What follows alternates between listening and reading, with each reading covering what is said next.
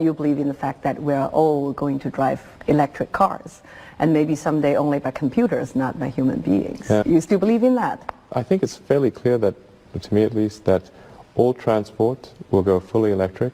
Better for the world from an environmental standpoint and from an economic standpoint if we transition to electric transport sooner. It will help with pollution and global warming and all that stuff. And I do think we're headed towards an age of autonomous transport where, you just summon the car with your phone or something and then get in and you just tell the computer where you want to go and it takes you there. It's going to happen very quickly, I think maybe in 4 or 5 years. Yeah, but how do you react to the public opinion's skepticism? Because it seems a lot of people are watching you and say, let's see how far this can go. I suppose the skepticism about anything new, that's normal. And I'm not expecting that people will just believe me. But I think if you look at generally my predictions, they're more often correct than not. So I'm really just talking about 5 years. We'll have affordable electric cars that go long ranges and they will be autonomous. Please bless this launch. How do you see that contradiction? How could you reconcile it? It's not exactly a contradiction because I always say it's important for civilization to be a multi-planet species. So it's not like an escape from Earth and then we all leave Earth and try to go to Mars or something like that. Why don't we concentrate on saving the planet instead of having the back door open? I do think that 99% of our effort should be focused on Earth, and really 99.9% of our effort is focused on Earth. Yeah. But I do think it's worth saying, okay, let's take 1% and try to establish a self-sustaining city on Mars and make life multiplanetary. And I think there's a couple of good reasons for that. First of all, there's always the possibility that there could be some terrible thing that happens on Earth that we maybe don't anticipate. And if you look at the fossil record and the fact that there have been 5 major extinction events in the last 500 million years, and what happened to the dinosaurs? They used to be here, they're not around anymore. So that's the defensive argument. And then there's what I call maybe the inspiration argument or the excitement. The building a city on Mars would just be this incredible adventure. That there be things in life that are exciting and inspiring, that when you wake up in the morning, you're like, yes, I'm glad to be alive. And I think having this great adventure would be like that. There's a proverb in Chinese called 杞人忧天, which 2,000 years ago, there was a man spent the whole day worrying about what if the heaven falls down. So everyone laughed at him and said, why can't you be concerned about something more pragmatic? So you're the guy who is worrying about maybe another millenniums away that we need to move to another planet. Again, it's not moving to another planet, it's being multi-planet. We're still going to be on Earth, but we'll have Mars too. And we want to become a spacefaring civilization and a multi-planet species and ultimately be out there exploring the stars.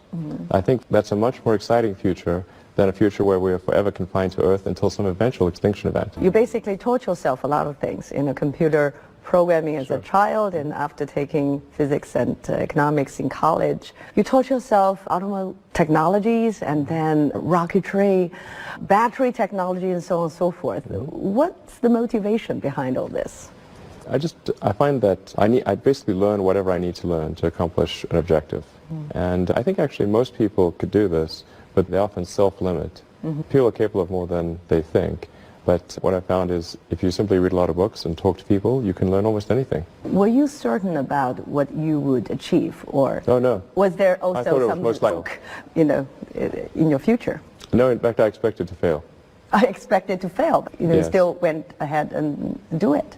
The reason I expected to fail was because most companies fail. So if 90% plus of companies fail, and I have no track record of making companies work, then basically the most likely outcome is failure. But I didn't think it was super risky because I talked to my professor and said that I was going to try to start an internet company and that it would probably not work, and would he mind if I came back to class if it didn't work?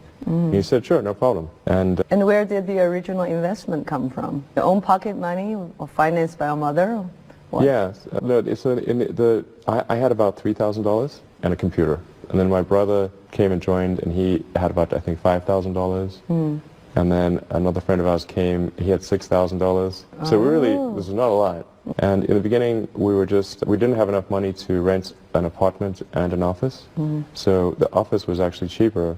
We slept in the office, and we thought maybe it was more impressive to have an office. You can't have people come to an apartment. Yeah. But at night, we would just sleep on the couch in the office, and then we would go to the YMCA to shower. And in the very beginning, we only had one computer, So the website only worked during the day because at night I was programming software. Your brother and a friend joined you, but you were ready to fail. How did you convince them to join you then? Oh, they thought it would fail too. How did that work out? It worked out pretty well in the end. Yeah. We ended up growing the business, and it ended up getting sold for about $300 million. So when a young man suddenly got tens of millions and then $1 billion, were you blown away for a while at least? Yeah, you bet. Absolutely.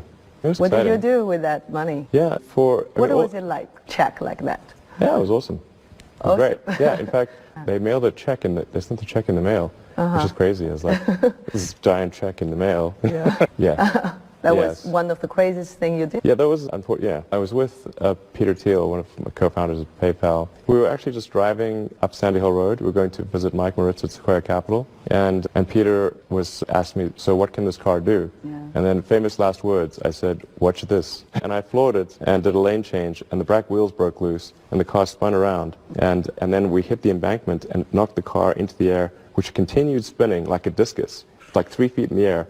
Bam, landed going the original direction. It was like in a movie, and blew out the suspension, and I drove to the side of the road, and I was like, holy cow, that was crazy. After that, I took driving lessons on the McLaren, because it's like a difficult car to drive. Are you a very prudent driver nowadays? I think I'm a fairly prudent driver. I had a tough choice there, because I could either provide all of the money for SpaceX, or all of the money for Tesla, and then increase the chance that one of them would survive, or I have to split the money. But if I split the money, then maybe both will die. You can imagine, it's almost like if you had 2 children and you have only so much food, what do you do? So what was the choice? I split it. At those closest moment of a failure, what did you say to yourself? Can I survive this? No, You didn't question yourself? No, it was just, the difficulty is that in those situations, there's so much responsibility that you have to the employees and to the investors who have come along. So it would have been I would have been really disappointed if I had not been able to keep my responsibility to have the company survive. You said you almost had a nervous breakdown. Where did the tenacity or the resilience come from? But I remember the closest I ever came to a nervous breakdown. I never thought I was someone I thought nervous breakdowns, that's ridiculous. Why would people have such a thing? But I remember waking up on the Sunday before Christmas in 2008 and thinking, damn, this is the closest I've ever gotten, you know? And it was looking pretty grim, because at that point, even though the 4th launch of SpaceX had succeeded, we were still running out of money, because we had 3 failures and only 1 success. Still not enough. And then the financing round for Tesla had not closed, and we had only 2 days. I think it was like 2 or 3 days maybe to close it before Christmas. I was like, man, this could be a really bad end of the year. Maybe both companies will fail. Did you cry? Screams? No, I didn't cry. Smash your apartment? No. No. My sleep was difficult. I wasn't expecting them to call. I actually thought they were on vacation because it was so close to Christmas. I thought it was only a few days before Christmas. So I thought, there's no way they're going to call. They must have gone home for the year. But they called, and they said that SpaceX had won this $1.4 billion contract. What was your reaction to that piece of news? I said, I love you, which I don't think is a normal response for NASA contracting officers. That was good. And then a few days later, we closed the Tesla financing round on the last hour of the last day when it was possible, which was 6 p.m., Christmas Eve, 2008. So failures are not the most terrible things, whether you have to learn from it and react to it. Yeah, exactly. When you're building something new, there's going to be mistakes. And it's important to recognize those mistakes, acknowledge them, and take corrective action. And the success of a company is very much more about how quick are you to fix the mistakes, not will you make mistakes. Or admit mistakes. Yeah, absolutely. Yeah. And if you see the difference between a startup that is successful and one that is not, and it's because the successful one, they both made mistakes, but the successful one recognized the mistakes, fixed them very quickly, and the unsuccessful one tries to deny that the mistakes exist. Extremely smart people are sometimes quite arrogant because they believe in what they believe in, right? And so when they face criticism, less likely to admit they can make mistakes. Was that in your case? I learned it when I was studying physics. In physics, you're taught to always question yourself.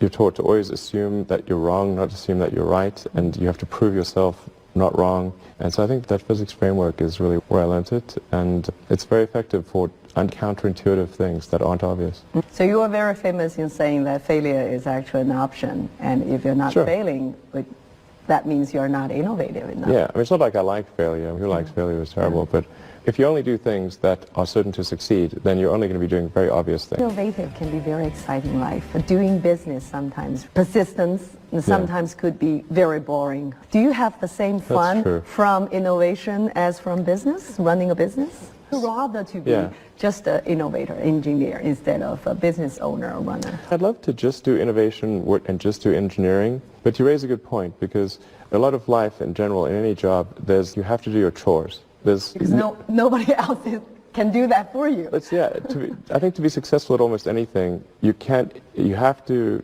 do the tough stuff and as well as the enjoyable stuff.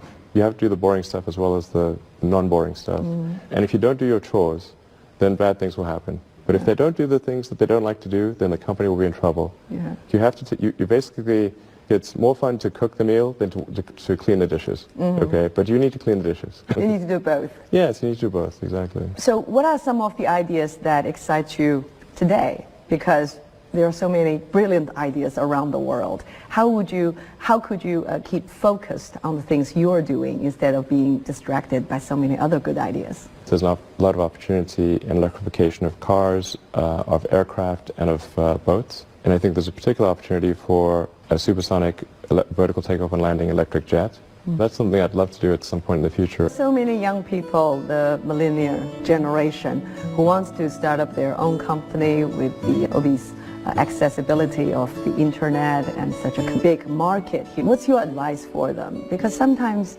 they may easily go to the daydreaming part or the wishful thinking part. Sure. What's the balance between imagination and pragmatism, basically? I do think that in terms of creating a company, what Edison said, which was like it's 1% inspiration, 99% perspiration, is true. A lot of it in creating a company is execution. You start off with an idea, and that idea is mostly wrong. And then you adapt that idea and keep refining it, and you listen to criticism. Some criticism you discard, you try to discard the wrong criticism, try to listen to the correct criticism, and then engage in self-improvement and constantly refining it and making it better. And you have to work super hard, and that's very important.